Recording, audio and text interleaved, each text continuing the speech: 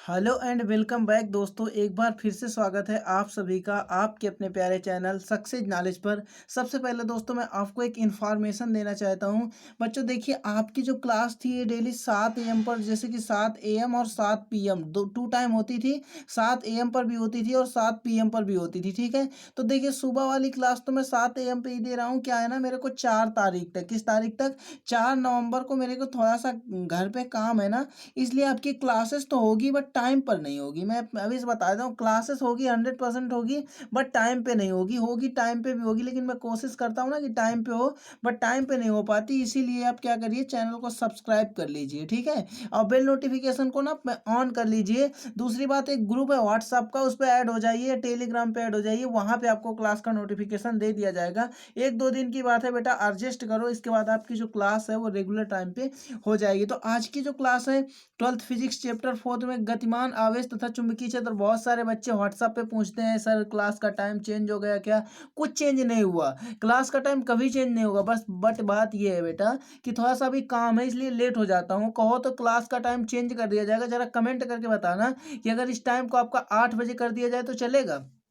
देखिए, आइए स्टार्ट करते हैं। तो गतिमान आवेश तथा क्षेत्र अपना, गतिमान आवेश तथा चुंबकीय क्षेत्र, गतिमान आवेश तथा चुंबकीय क्षेत्र अपना जो चैप्टर चल रहा था, इस पर दोस्तों मैंने आपको एक बहुत सारे डेरिवेशंस करा चुका हूँ। ये भी मोस्ट इंपॉर्टेंट डेरिवेशन है और आएगा आपके एग्जाम पर आएगा। गतिमान आवेश तथा चुंबकत्व जो चैप्टर है, यहाँ पे क्षेत्र लिख दिया है, चुंबकत्व है, ठीक है।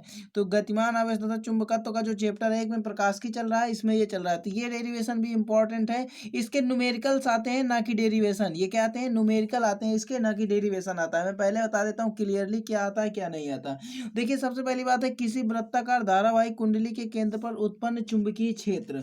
तो जाहिर सी बात है कि हमें कोई वृत्ताकार एक कुंडली है, सबसे पहले इसकी स्टेटमेंट देखते हैं। किसी कोई वृत्ताकार एक कुंडली है जिस पर हमें क्या करना है, कुंडली के केंद्र पर, अगर कुंडली के अंदर कोई केंद्र है उस पर हमें चुंबकीय क्षेत्र निकालना है। तो सबसे पहले क्या करेंगे, हम एक वृत्ताकार कुंडली बना लेंगे, ठीक है। तो यहाँ पे हम लोग बनाते हैं भाई वृत्ताकार कुंडली। ये रही अपनी एक वृत्ताकार कुंडली। जैसा कि आप जानते हो, कुंडली में डबलिंग कर देते हैं ताकि कुंडली क्या हो, अच्छी लगे। इसको मैं डबलिंग कर देता हूँ। हालांकि मेरी कला इतनी अच्छी नहीं है कि मैं आपको बहुत अच्छी कुंडली बना के यहाँ पे दिखा दूँ, ठीक है। ये कुंडली हो गई। बोल रहा है इसके बीच के केंद्र पर उत्पन्न, तो केंद्र पर उत्पन्न होगा तो हमें केंद्र के लिए मान लेते हैं ये हमारा बीच का सेंटर पॉइंट हो गया, ये केंद्र हो गया। इस पर हमें क्या, बी चुंबकीय क्षेत्र की गणना करनी है। आई बात समझ में?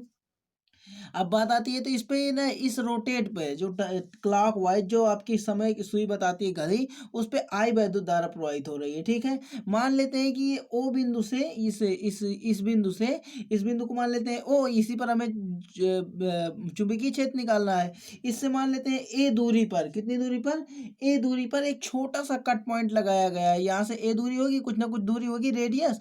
ए दूरी से एक डेल्टा एल छोटा सा कट पॉइंट लगाया गया है। क्या लगाया गया है? डेल्टा एल एक छोटा सा कट पॉइंट लगाया गया है। बस इतना ही आपको चित्र बना के आना है और कुछ नहीं बनाना। बस आपको मार्क जो है दे दिए जाएंगे। देखिए यहाँ पे क्या है अब यहाँ पे आप क्या करेंगे कि देखिए, ये अब डेरिवेशन, ये चित्र बन गया, तो इधर आपको क्या, थ्योरी लिखनी पड़ेगी। तो जब थ्योरी आपको लिखनी पड़ेगी तो यहाँ पे आप थ्योरी क्या लिखेंगे, इसके अकॉर्डिंग लिखेंगे। तो क्या लिखेंगे समझिएगा। माना कोई एक वृत्ताकार धारावाही लूप है, ये क्या दिख रहा है आपको, ये लूप है दोस्तों, इसको क्या बोलेंगे आप, लूप। तो आप बोल देंगे माना एक वृत्ताकार धारावाही लूप है। क्या है? माना एक वृत्ताकार धारावाही लूप है जिसमें आई धारा प्रवाहित हो रही है। क्या प्रवाहित हो रही है? आई धारा प्रवाहित हो रही है।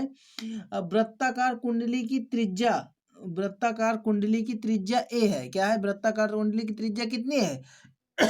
वृत्ताकार कुंडली की त्रिज्या ए है। केंद्र ओ पर उत्पन्न चुंबकीय क्षेत्र की गणना करनी है, ठीक है। तो देखिए, आई होप आपके समझ में आया होगा। इसमें आपको कहना है, माना एक वृत्ताकार धारावाही लूप है। क्या है? माना एक वृत्ताकार धारावाही लूप है जिसमें धारा I प्रवाहित हो रही है।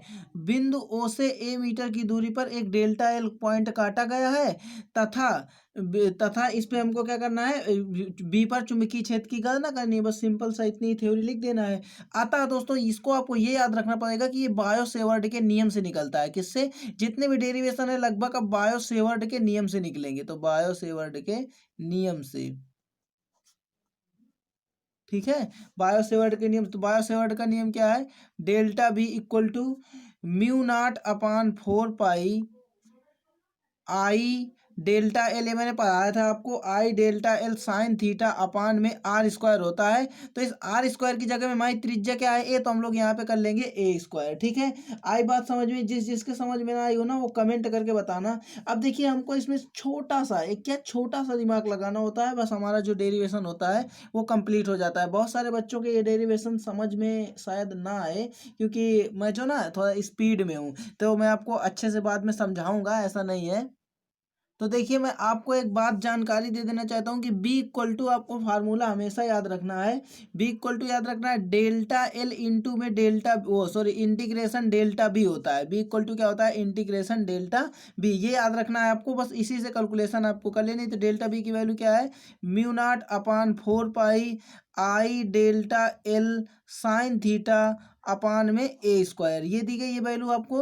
अब क्या करना है, इसमें लगा देना है आपको इंटीग्रेशन बी इक्वल टू, क्योंकि आपको बी निकालना था चुंबकीय क्षेत्र, और यहाँ पे क्या दिया गया था, डेल्टा बी, इसलिए यहाँ पे डेल्टा बी को हमको क्या करना पड़ा, ऐसे एक्सेप्ट करना पड़ा। अब हम क्या करेंगे, कांस्टेंट बाहर करके, और इस पे हमको लोग क्या कर लेंगे, अपना एक जो कांस्टेंट बाहर करके, समाकलन का साइन है तो इसको समाकलन कर लेंगे। तो देखिए यहाँ पे हमारी कांस्टेंट क्या है, ये म्यू नॉट अपान 4 पाई, ये अपना कांस्टेंट हो गया। इसके बाद देखिए ये साइन थीटा और आई भी बाहर हो जाएगा, तो आई साइन थीटा हो जाएगा। इसके बाद देखिए यहाँ पे अगर आप देखें, यहाँ पे अगर आप यहाँ पे देखें, बहुत अच्छे से गौर करें, तो यहाँ पे आपको जीरो अंश का कोण भी नजर आएगा, या फिर आप सीधी सी बात समझ लीजिए कि जब हम लोग कभी समाकलन वाले कॉन्सेप्ट को करते हैं, तो वहाँ पे हम इस साइन को अपनी तरफ से गैप कर देते हैं, यानी आई डेल्टा एल अपान ए स्क्वायर लगाते हैं। आई बात समझ में, तो यहाँ से क्या होगा, ये हो जाएगा डेल्टा एल, क्या हो जाएगा, इंटू में डेल्टा एल आई, और ये साइन थीटा हो जाएगा डेल्टा एल, ये अपान में ए स्क्वायर जो होगा, ये भी कांस्टेंट है, इसको भी हम लोग क्या कर लेंगे, बाहर कर लेंगे। अब आप लोग जानते हैं कि म्यू नॉट अपॉन फोर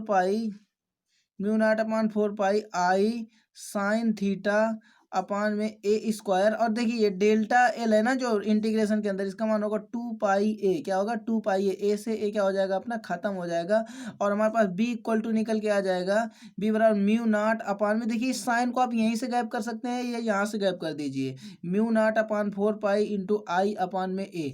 अब देखिए कंक्लूजन में समझाता हूँ, डेरिवेशन कराता हूँ लेकिन कंक्लूजन समझाता हूँ। कंक्लूजन क्या निकला, देखिए ये फार्मूला होता है मोस्ट, जब भी आपसे कहेगा कि आपको क्या निकालना है, जब आपसे क्वेश्चन बोलेगा,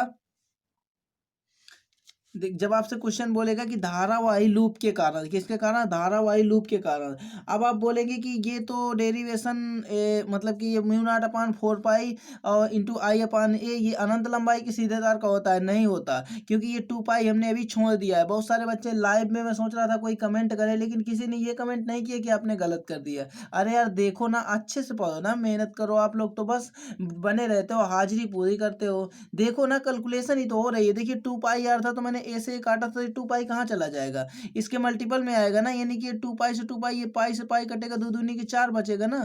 तो यहाँ से भी इक्वल टू जो फार्मूला निकलेगा, म्यू नॉट अपान में 2 इंटू आई अपान में ए निकलेगा। अब किसी ने ये कमेंट करके नहीं बताया कि सर जी ये 2 पाई कहाँ चला गया।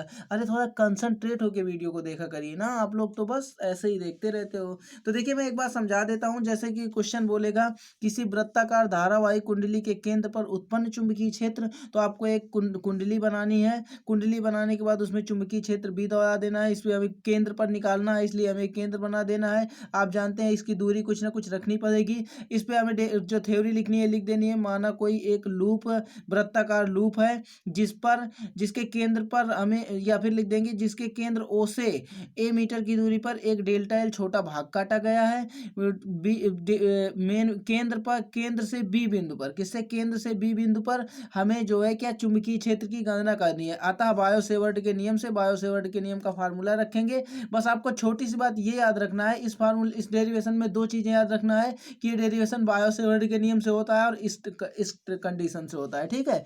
बस इसमें मैंने कुछ नहीं किया, कांस्टेंट बाहर करा और इसका समाकलन कर दिया, तो सबके समझ में आ गया होगा। देखिए छोटी छोटी क्लासेस होती हैं अपनी, लेकिन इंपॉर्टेंट क्लासेस होती हैं। ये डेरिवेशन बहुत सारे बच्चों की समझ में नहीं आया होगा, क्योंकि मैंने स्पीड से बताया। तो आप लोग को जिस जिसके समझ में ना आया वो कमेंट जरूर करें, क्योंकि इसको मैं मोस्ट इंपॉर्टेंट सीरीज पर फिर से दोबारा करा दूंगा। तो बस आज के लिए इतना ही।